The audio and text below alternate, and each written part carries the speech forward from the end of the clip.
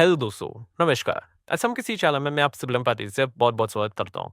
सो दोस्तों, आज के दिन की अगर हम लोग यहाँ पे बात करें, यस बाजार में ज़बरदस्त हम लोग को तेज़ी देखने को यहाँ पे मिल गई। सेंसेक्स की अगर हम लोग बात करें, तो आप बेसिकली लगभग 1500 पॉइंट की तेज़ी, 2% भी आप चाहो तो यहाँ पे कह सकते हो ज़बरदस्त तेज़ी देखने को मिल गया और निफ्टी की भी अगर हम लोग बात करें, तो 400 पॉइंट से ज़्यादा की तेज़ी और we can say more than 0.25% के आसपास की तेजी उन लोगों को देखने को यहाँ पे मिल चुकी है और लिटरली ये जो तेजी भी काफी हम लोग को सरप्राइजिंग ये तेजी देखने को यहाँ पे मिली है। मतलब क्या होता है कि कभी कभी मार्केट ऐसा हिंट देता है कि हाँ भाई आज के दिन हो सकता है कि बाजार में तेजी भी आ जाए या फिर मंदी भी आ जाए, कुछ पहले से थोड़ा बहुत अनबाला रहता है।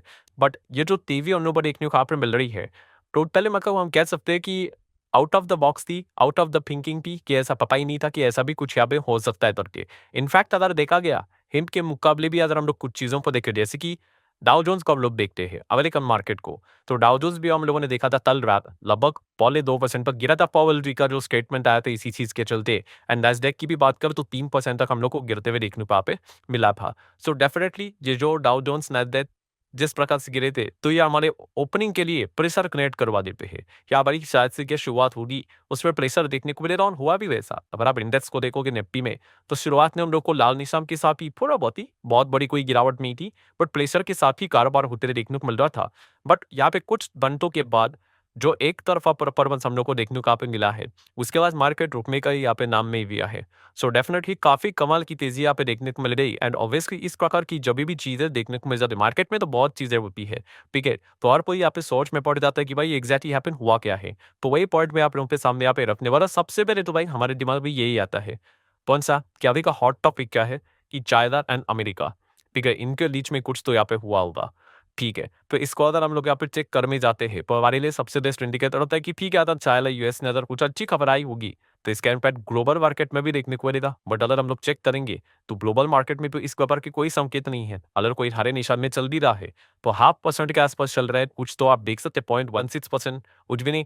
कुछ मार्केट तो भाई माइनस में ही चल रहे हैं। अगर आप देखो भी more than market, European market तो माइनस में ही चल रहा है, ऑलमोस्ट 1%, 0.5% डाउन ही देखने को यहाँ पे मिल रहे हैं।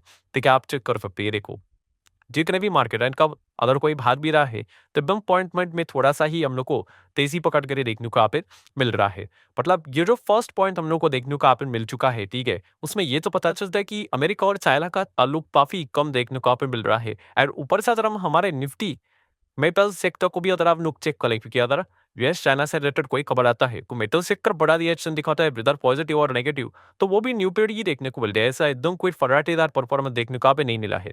सो पहला तो कंक्लूजन ये क्लियर पट है कि जो है तेजी हम लोग को देखने को आप मिल चुके हैं, जो बाजार यहाँ पे भादा है, इसको तो हम लोग बिल्कुल भी कंसिडर नहीं कर सकते कि अमेरिका चाइना की ओर से कोई अच्छी खबर आई है, ठीक है, इस चीज के चलते भादा है। क्योंकि अगर बादल होगा तो पूरे दुनिया भर के बाजार हम लोग को रिएक्शन दिखाते हुए देखने को मिल रहा है। एंड दाव फ्यूचर भी जो हम लोग को भागते हुए देखने को यहाँ पे मिला है, वो तो हमारे इंडियन मार्केट से भी कम मापते नहीं देखने को यहाँ पे मिला है। सो डेफिनेटली हम बोल सकते हैं यूएस चाइना से रिलेटेड ये तेजी हम लोग को बिल्कुल भी देखने को यहाँ पे नहीं मिले। सो डेफिनेटली ये जो तेजी है उसके पीछे का रीजन इंटरमन ही और नो पर देखने को यहाँ पे मिल रहा है। सो इंटरमन की अगर हम लोग यहाँ पे बात करें, तो जैसे मैंने कहा कि आपका ऑब्जर्वेशन स्किल अच्छा होना चाहिए, अगर आप चीजों को स्टडी करते हो, ठीक है। सो अगर आप यहाँ पे चीजों को देखो, जैसे कि आप देख सकते हो निफ्टी 50 की अगर बात करें, तो सबसे ज्यादा तो ऑब्वियसली यही मेजर इंडेक्स यही 1.77 बाधा है, वही रिप्रेजेंट करता है। नेक्स्ट 50 देखोगे इतना कुछ खास नहीं बाधा।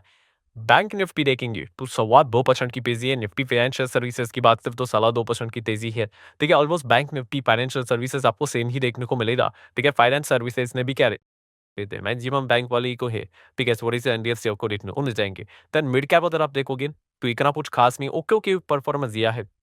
देन बाकी के भी इंडेक्स अगर आप चेक करोगे, तो एकदम पॉइंट पॉइंट में ही हम लोग को छस के देखने को मिले। स्मॉल कैप मिड कैप की अगर हम लोग यहाँ पे बात करें, तो मतलब पोर्टफोलियो में भी थोड़े ठीक ठाक परफॉर्मेंस हुआ। मतलब जिस प्रकार से सेंसेक्स 1500 पॉइंट से भी ज्यादा यहाँ पे बाधा है, उस हिसाब से पोर्टफोलियो तो एकदम दुआदार यहाँ पे परफॉर्मेंस करना चाहिए। एक जो एक गलत धारणा होती है यूजुअली, बट वैसा तो पूरा आप लोगों को परफॉर्मेंस शायद से इनका तेज वाला देखने को आप नहीं मिला होगा। क्योंकि अगर देखा गया इसके पीछे का रिजल्ट है, कुछ सिलेक्टिव सेक्टर से भागे हैं जिसका ऑन प्रोविजन हमारे इंडेक्स में ज्यादा है, एंड इखरे इंडेक्स ज्यादा भागते हुए देखने को मिल चुका है। निफ्टी ऑटो की बात करें चलो 8% बात है। अदेन फाइनेंशियल सर्विसेज की बात करें जो सिलेक्टेड है, वो 2% के आसपास भागे। देन एफएमसीजी देखो कुछ खास नहीं, आईटी देख लो कुछ खास नहीं, मीडिया देख लो कुछ खास नहीं। देन मेपल को तो ऑलरेडी हम लोगों ने यहाँ पे देखा था, ठीक है, किधर गया, यस इतना कुछ खास नहीं। फार्मा चलो 1.5% ठीक है। देन पीएसयू बैंक देखिए, देन प्राइवेट वैन देखिए 2-2.25% की तेजी यहाँ पे दिखा रहे हैं। देन रियल एस्टेट बाकी की जो सेक्टर है, ठीक है, वो किताबी वाले उनका जो ऑन प्रोविजन होता है हमारे निफ्टी 50 में वो इतना बड़ा नहीं होता है। तो कल 4-5% भी पा दिए तो निफ्टी को बहुत बड़े मोमेंट में यहाँ पे ला नहीं सकते, ठीक है। तो ये पॉइंट हमें पता होना चाहिए।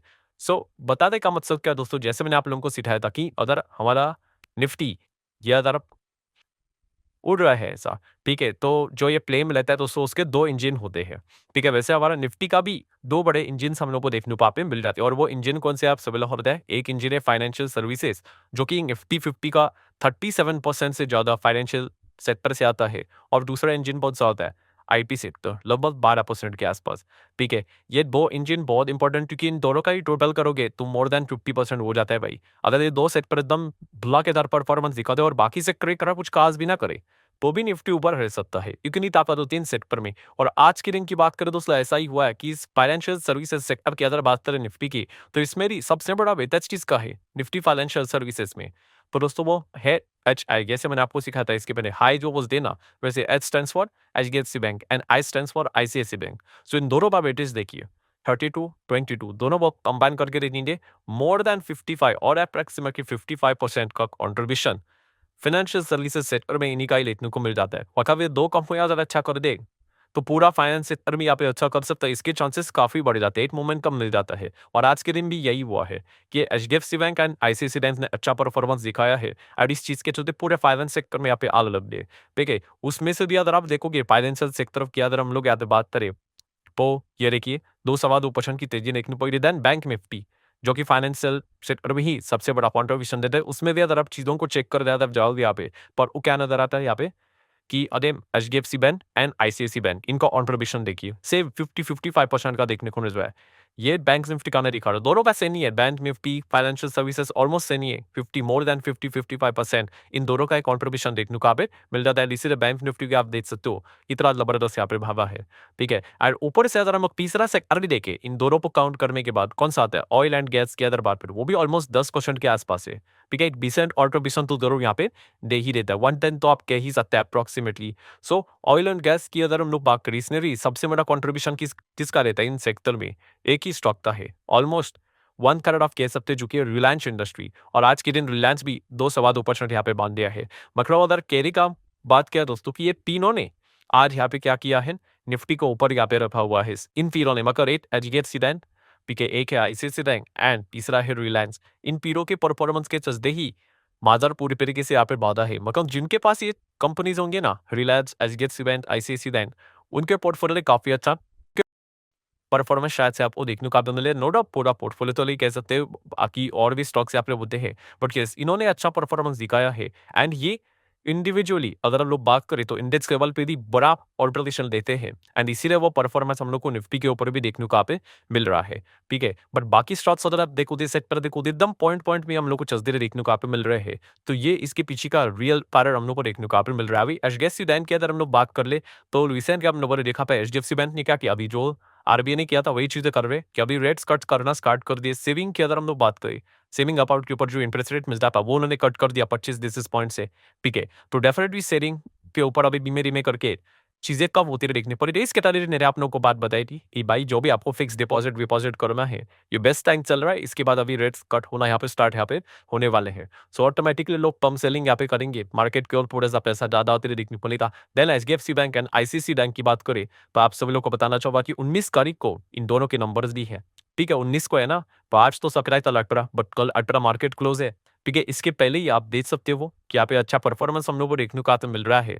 तो डेफिनेटली इनके नंबर्स को स्टडी करना और वे इंटरेस्टिंग बात रहेगा क्योंकि मंडे के दिन जब हम लोग खुलेंगे directly HDFC bank and ICICI bank की जो नंबर्स हमारे हाथ में रहेंगे उसी को लेकर मार्केट में रिएक्शन देखने को मिलेगा। क्योंकि जैसे अभी मेरे आप लोग को पूरा जो प्रवचन भी है भाई कि ये जो है सबसे बड़ा पावरफुल जो इंजन देखने को आप मिल जाता है फाइनेंस सेक्टर का, ये एचडीएफसी एंड आईसीआईसी बैंक की चलते ही चलता है। और इन दोनों के नंबर हम लोग को सैटरडे के दिन देखने को मिलने वाले हैं, तो ये भी पॉइंट आप लोग नोट करके चल सकते हैं। मतलब कंक्लूजन क्या है दोस्तों कि आज की जो हम लोग को ये तेजी देखने को आप मिली है वो इंटरनल फैक्टर के चलते हम लोग को देखने को मिले, जहाँ पे एचडीएफसी बैंक आईसीआईसी बैंक जबरदस्त परफॉर्मेंस करके देखने को आप मिले, वहाँ पे बड़ी अच्छी तेजी देखने को मिल गया। रिलायंस भी कॉन्ट्रीब्यूशन किया तो पूरा बाजार की अगर बात करें, निफ्टी के हिसाब से बात करें तो अच्छा परफॉर्मेंस देते हुए देखने को आपको मिला है। देन अदर सेगमेंट की अगर हम लोग बात करें तो अदर सेगमेंट में तो आपको पता ही है, डॉलर रूपी रिश्ते की अगर हम लोग बात करें तो यस, डॉलर लगातार कमजोर हो रहा है, अभी 85.50 के भी नीचे डॉलर हम लोग को यहाँ पे धीरे देखने को मिल रहा है। लास्ट स्केल में तो भाई डॉलर ही मजबूत है, इसमें खुद ही शक की गुंजाइश नहीं भाई।